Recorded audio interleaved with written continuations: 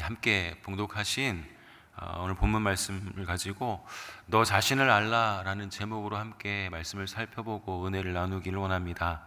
에스겔서 전체를 생각해 보면 큰 주제 두 가지가 있는데 하나님의 임재하심과 떠나심입니다. 하나님께서 함께 하시는 것과 떠나시는 것, 그 차이가 무엇인지 에스겔서 전반을 통해서 살펴볼 수가 있을 텐데요.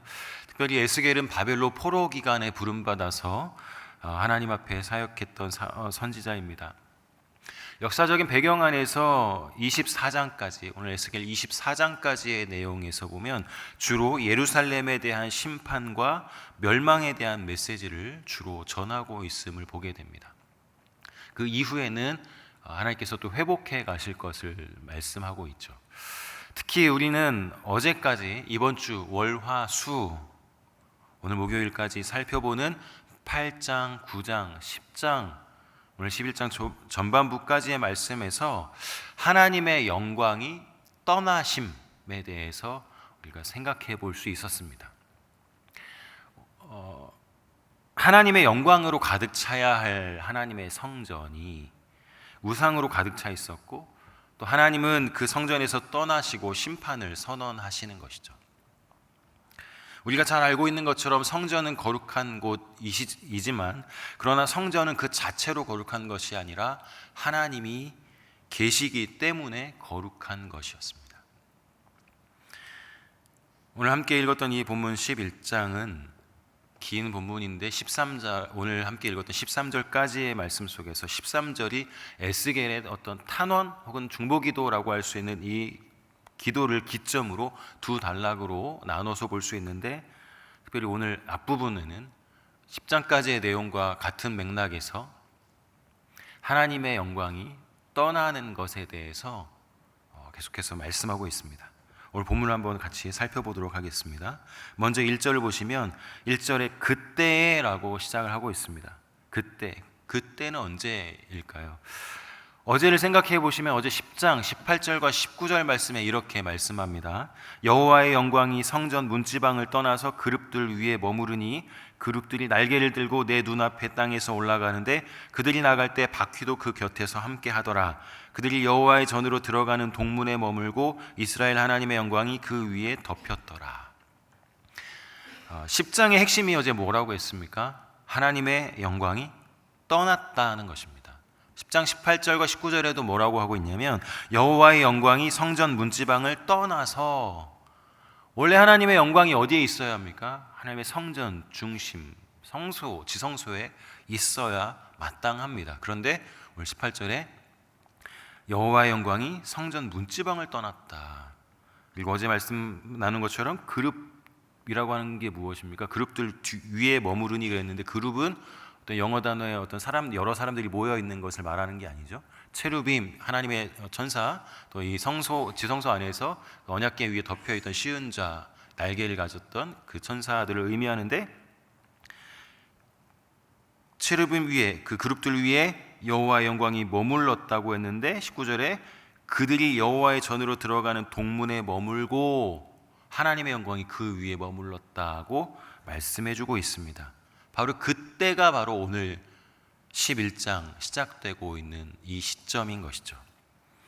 원래 그룹들은 성전 안에서 하나님의 영광을 드러냅니다. 그런데 오늘 이 하나님의 영광이 어디에 있습니까? 성전 안에 있는 것이 아니고 성전 문지방에서 떠나, 성전 안에서 또 나와서 성전 문지방에 있다가 성전 문지방에서 떠나 이제는 동문에 머물고 있습니다. 저는 이 부분을 보면서 성전 안쪽을 향하는, 안으로 들어가는 동문이라는 이 표현 때문에 계속해서 안쪽으로 향하고 있는 것을 좀 생각해 보다가, 반대로 문은 안으로 향하여 들어가도록 돼 있지만 하나님의 영광은 바깥으로 가고 있다는 것을 강조하고 있다는 것을 생각해 볼 수 있었습니다. 그러니까 그때라고 하는 것은 하나님의 영광이 성전 문지방을 떠나고 그 하나님의 영광이 이 성전에서 나가고 있는 때라는 것이죠. 이때 하나님께서 에스겔을 들어올려서 여호와의 전 동문, 동향한 문에 데리고 가셔서 하나님께서 에스겔에게 한 장면을 보여주십니다. 하나님의 영광이 성전을 벗어나기 전, 아주 떠나기 전에 에스겔에게 보여주시는 거죠. 에스겔이 본 것이 무엇입니까? 동문 근방에서 에스겔은 25명이 있는 것을 보게 됩니다. 1절 말씀 보시면 그때 주의 영이 나를 들어올려서 여호와의 전 동문 곧 동향한 문에 이르시기로 보니 그 문에 사람이 25명이 있는데 내가 그 중에서 아술의 아들 야사냐와 분하야의 아들 블라디아를 보았으니 그들은 백성의 고관이라. 25명이 모여 있는 것을 보았는데 그들 중에 두 사람을 아는 사람이었는데 그들이 누구였냐면 백성의 고관이라고 하는 것은 지도자라는 말입니다. 하나님은 또 그들을 향해서 뭐라고 하십니까? 1절만 가지고는 그들이 무엇을 하는 어떤 사람들인지 정확히 알 수는 없는데 2절에 하나님이 그들을 향해서 하신 말씀을 보니까 그들이 왜 거기 있었는지, 그들이 어떤 사람들인지를 좀 추측해 볼 수 있는 것이 2절에서 우리가 발견할 수 있습니다. 2절과 3절 말씀을 이어서 보시면 그가 내게 이르시되 인자야 이 사람들은 불의를 품고 이 성 중에서 악한 꾀를 꾸미는 자니라. 그들의 말이 집 건축할 때가 가깝지 아니한즉 이 성읍은 가마가 되고 우리는 고기가 된다 하나니라고 말씀합니다. 하나님이 그들을 향해서 25명 모여있는 그들을 보여주시고 그들을 향하여 하나님이 뭐라고 평가하시는가 하면 불의를 품고 이 성 중에서 악한 꾀를 꾸미는 자다라고 말씀합니다. 아마도 그들은 정치적인 음모를 가지고 정치적인 지도자로서 백성들을 하나님의 뜻 안으로 하나님의 뜻을 이루어갈 수 있도록 돕는 자들이 되어야 함에도 불구하고 정치적인 음모를 가지고 있었던 자들이었던 것으로 추정해 볼 수 있습니다. 하나님은 그들을 향하여 불의를 품고 이 성 중에서 악한 꾀를 꾸미는 자라고 평가하고 있는 것이죠. 이런 때 사실 백성의 지도자라고 한다면 이때가 어느 때입니까? 1절에서 말하고 있는 그때만 봐도 하나님의 영광이 성전에서 하나님의 영광을 드러내야 하는데 그게 아니라 성전에서 떠나고 있는 때죠. 하나님의 영광이 그곳을 떠나고 있는 때입니다. 나라가 망하고 역사적으로도 바벨론으로 포로로 잡혀가는 3차에 걸쳐서 포로로 잡혀가고 이스라엘이 망해가고 있는 때입니다. 이때에 지도자들이라면 하나님의 영광이 회복되도록 백성들을 격려하고 그 앞에 엎드리고 정치 사회적으로 나라의 혼란을 수습해가고 유다를 회복하려고 힘쓰고 사람들을 마음을 모으고 또 힘을 모아서 백성들이 혼란에 빠지지 않고 바르게 살도록 돕는 것이 지도자들이어야 하는데 그들은 2절과 3절 말씀 보니까 불법을 일삼고 악을 모의하는 사람들이었다는 것입니다. 25명의 이 모임은 모종의 불의와 악한 목적을 가지고 있었던 것 같습니다. 그들의 목적 달성 위해서 그들은 경제적인 이익이나 착취 또 혹은 양심의 거리낌 같은 것은 없었던 것 같습니다. 기회가 생겼을 때 부동산을 탈취하고 힘없는 백성들을 고통받게 하고 죽음으로 내몰고 나만 잘 살면 된다는 생각이 그들을 사로잡고 있었던 것으로 보입니다. 그러니까 3절에 이렇게 말씀하는 것입니다. 집을 건축할 때가 가깝지 않고 성읍은 가마가 되고 우리는 고기가 된다라고 하는 이 그들의 말은 어쩌면 그 자체로는 여러 가지로 해석할 수 있습니다. 그러나 이 문맥상에서 그들은 이런 말을 하는 것이 그들의 자만과 교만의 표출이었던 것이죠. 왜 그럴까요? 폐허가 되고 나라가 망해가고 있는데 어떻게든 회복할 방법이 없는지 찾아보고 백성들을 규합하고 마음과 생각을 어루만지고 뜻을 모아서 진정한 살 길을 찾아보는 것이 마땅한데 그들의 이 말은 어떤 의미를 가지고 있습니까? 많은 백성들이 포로로 잡혀갔으니 집을 지을 필요가 없다. 그 집을 어떻게든 이제 우리의 것으로 혹은 또 이익을 얻을 수 있는 것으로 한번 머리를 써야 되겠다라고 하는 것이 이 말에 담겨져 있는 것이죠.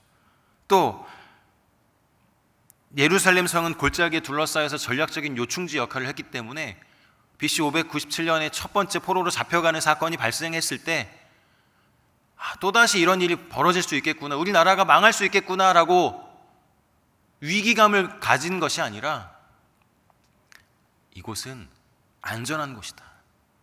그래서 이 성읍은 가마가 되어서 가마솥이 되어서 우리는 그 안에 보관된 든든한 가마솥 안에 보관된 고기처럼 안전할 것이다 라고 하는 말을 하고 있는 것이죠. 그렇게 믿고 있는 것입니다. 가마솥 안에 안전하게 보관된 고기처럼 예루살렘 성은 안전할 것이다. 누구도 건드릴 수 없을 것이다. 그러니 우리는 우리 뜻대로 살아도 된다라고 하는 그런 교만함의 표출을 하고 있는 것입니다.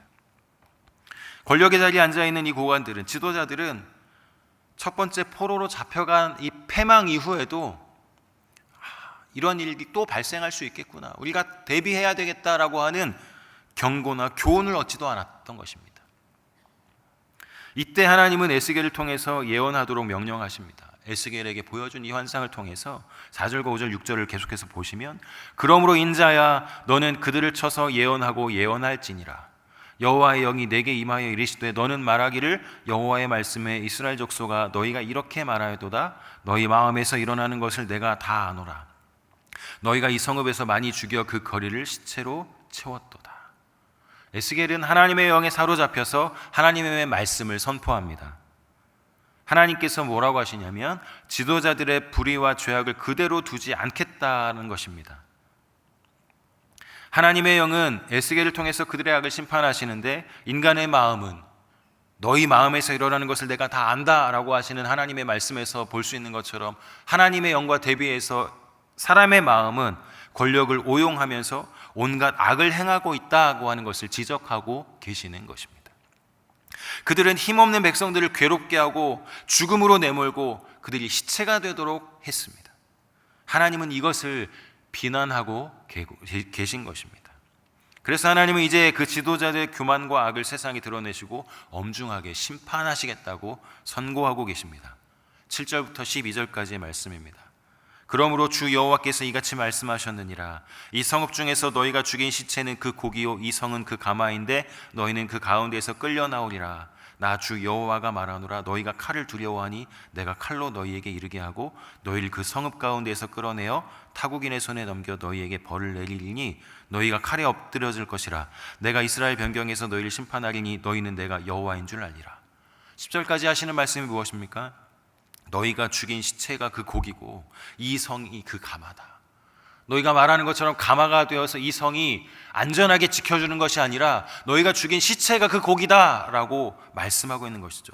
그래서 너희가 칼을 두려워하기 때문에 내가 이방인들의 칼을 통해서 너희를 그 칼로 망하게 할 것이다, 그 칼에 엎드러지게 할 것이다 라고 선포하고 심판하고 계시는 것입니다. 고관들은, 지도자들은 예루살렘이 가마솥처럼 안전한 방어막이 되어서 우리는 안전할 거다라고 생각했지만, 그러나 하나님은 그들의 말을 다르게 해석해 주시죠. 2절에서 하나님이 고관들을 어떻게 평가하셨었습니까? 불의를 품고 이 성중에서 악한 꾀를 꾸미는 자라고 했습니다. 불의와 악한 꾀로 고통받고 살해받은 이 백성들이 가마 안에 고기다라고 하나님은 다르게 평가하고 말씀하고 계시는 거죠. 하나님은 그것을 그저 보고만 계실 수 없으셔서 고기가 썩으면 그 가마에서 꺼내 버리는 것처럼 예루살렘을 불의와 불법과 폭력의 가마로 만든 자들을 끌어내 칼에 엎드러지게 하겠다라고 심판하시는 것이죠. 너희가 칼을 두려워하니 내가 칼로 너희에게 이르게 하겠다. 타국인의 손에 넘겨 너희에게 벌을 내리겠다. 너희가 칼에 엎드러질 것이다 라고 말씀하고 계십니다. 11절과 12절에 계속해서 보면 이 성읍은 너희 가마가 되지 아니하고 너희는 그 가운데 고기가 되지 아니할지라. 내가 너희를 이스라엘 변경에서 심판하리니 너희는 내가 여호와인 줄 아니라. 너희가 내 율례를 행하지 아니하며 규례를 지키지 아니하고 너희 사방에 있는 이방인의 규례대로 행하였느니라 하셨다. 그렇게 된 이유가 무엇입니까? 하나님은 분명하게 말씀하기를 너희가 내 율례와 규례들을 지키지 않고 그대로 행하지 않았다. 이방인의 규례대로 행하고 자기 자신을 하나님 삼아 자기 자신을 하나님인 것처럼 살았다. 이것을 하나님이 지적하고 계신 것입니다. 이스라엘이 의지해야 할 하나님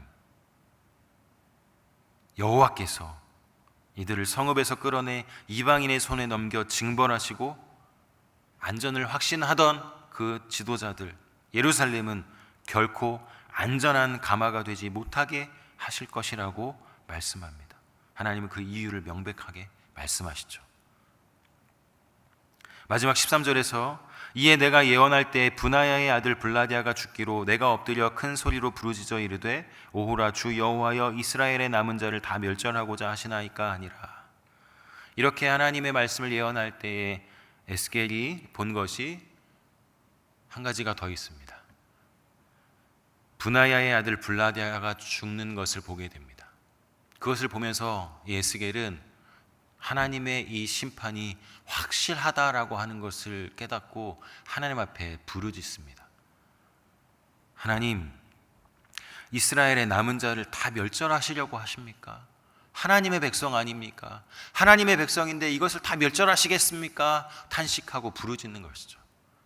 이제 이후에 내일 함께 살펴볼 말씀에서 또 이제 하나님이 회복하시게 될 텐데 이 부르짖음을 하나님이 외면하지 않으시는 것이죠. 오늘 본문을 요약해 보자면 예루살렘의 지도자들에 대한 심판 선포라고 할 수 있겠습니다. 오늘 이 말씀을 함께 생각해 보면서 우리는 우리 자신을 바르게 알고 있는가, 나 자신을 알고 있는가를 한번 점검해 보길 원합니다. 우리는 자신을 잘 안다고 생각하며 삽니다. 그런데 대부분의 경우 그것이 오해이거나 착각일 때가 참 많습니다.